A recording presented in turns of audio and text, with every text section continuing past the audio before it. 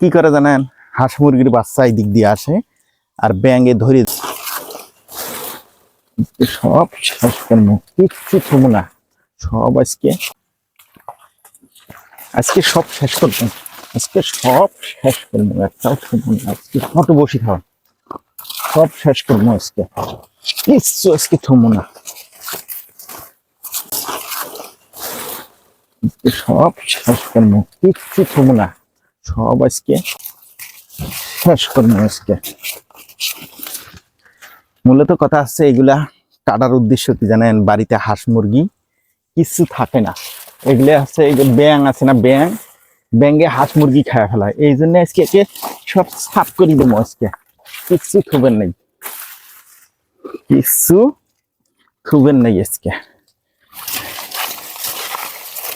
আজকে কিচ্ছু থুবেন নেই আজকে।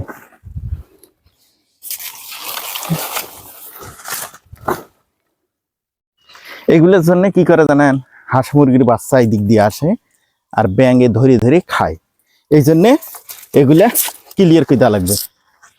এগুলো কোনো আরেকটা কাজ করা যাইতো, কাইডিয়ে বিক্রি করা যাইতো না, যাইতো কোনো। তো যাই হোক, এগুলো আগে কাটিয়ে সাফ করে দেই।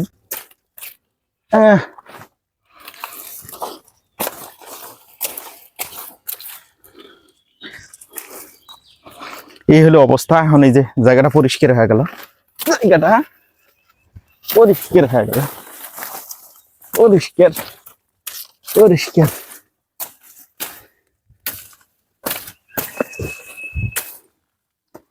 পরিষ্কার পরিষ্কার পরিষ্কার করে না দিলে হন নাই।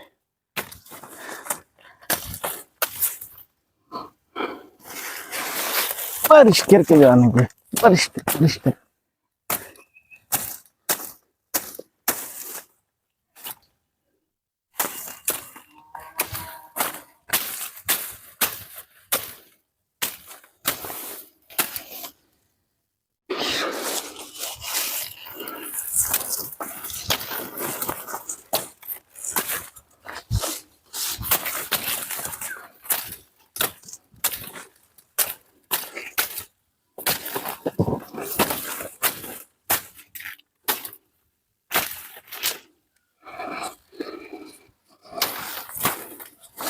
ফিনিশিং করে দিলাম, ফিনিশিং করলাম। এখন আর মুরগির বাচ্চা আসলে ব্যাঙে সাপে এগুলো খাইতে পারবে না, কারণ এখানে ব্যাঙ আর সাপ থাকে, ব্যাঙ আর সাপে একেবারে ধুমসে খায়, এই জন্য পরিষ্কার করে দিলাম, একদম ক্লিয়ার হয়ে গেল